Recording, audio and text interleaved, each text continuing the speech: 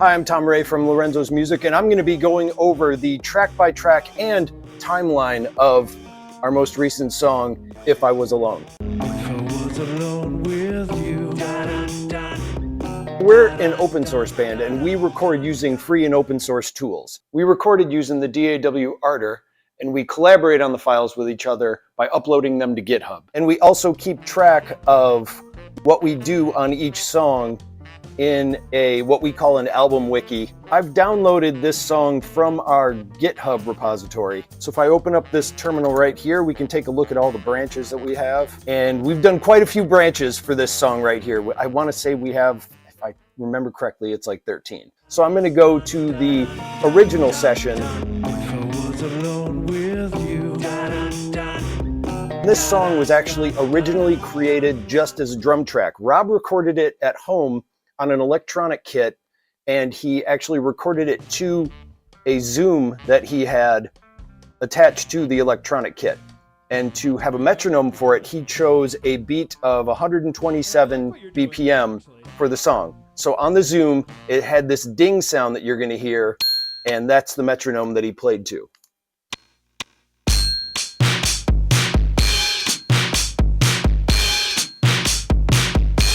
But here's the funny thing. He put it into Ardour and he set the time signature to 127 BPM. But the thing is, we noticed as we were trying to write to this, if you turn on the click, it's not at that beat. You'll see that the BPM starts falling behind and he's still going more and more forward. And this continues throughout the song. On the Zoom, doesn't necessarily have a proper BPM calibration. And so I'm going to pull up the session where Cliff figured out how to fix this. So if I pull up the terminal here and look at all the branches, the very first one is actually called Metronome, which I believe is where Cliff tried to figure this out. Okay, so now I have the session open. He created his own metronome track and discovered that on the Zoom, a 127 beat is actually 125.775 on a metronome. So he had to go through and set up a new time signature that's going to just be really specific to get the drums to actually go with the timeline Rob had actually played. Cliff also did a thing too where he started messing around with the bass line idea after he finally got this done, and that's this line here.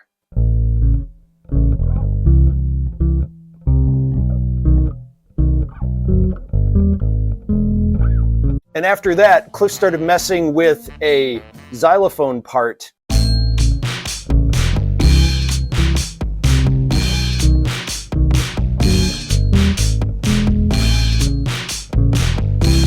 And truthfully, that's really where the song kind of still is a little bit.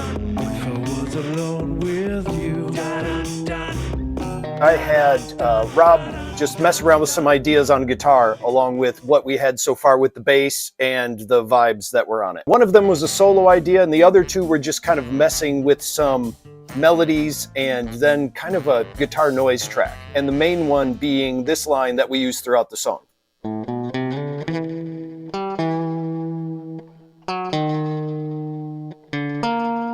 And then this other line here.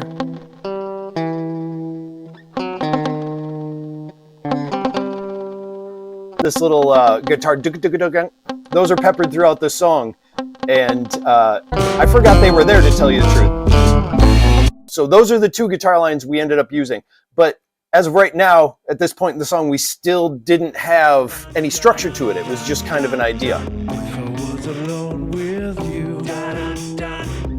So eventually I created a new branch and decided to rearrange the song and make it go with a new vocal idea that I had. I had created a new section in Ardour and then also ended up moving the guitars. And there's a part here that's based on a MIDI track for the xylophone that Cliff had created kind of off to the side. It was like a second idea, and I ended up using that for a breakdown part right here.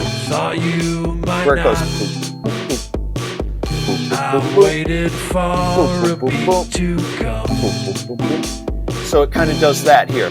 it was kind of arranged and ready to go. It just needed a few extra things. So I'm going to pull up the final track and we'll look at all the stuff that was added for the very end.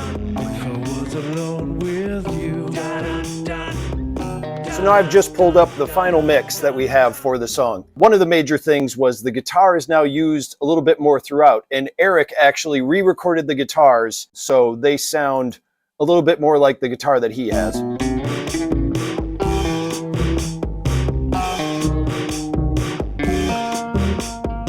So we've got that there in the beginning now instead of the guitar waiting until the second verse to come in. Also, during that breakdown part that I just showed you, we added a guitar solo that Eric does, and we threw some flange on there, and we've got this envelope that makes the flange come up on the guitar. So it goes like this.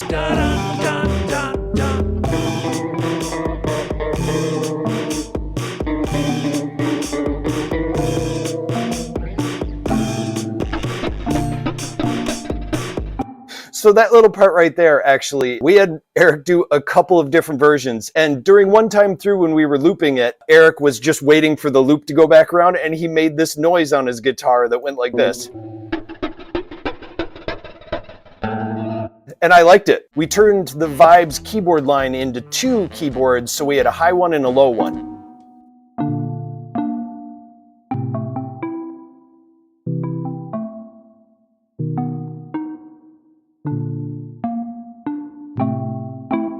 And that particular line here is on Yoshimi, and we're using just the xylophone sound in the MIDI Yoshimi program. And then, of course, the next part we have is Cliff's bass line.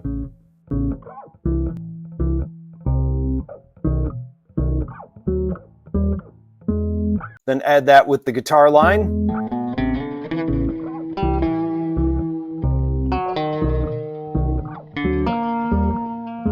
And as far as the vocal line, I have 2 vocals that I do. One is a high one and one is a soft one. Or it's not really soft, it's more of just low, I suppose.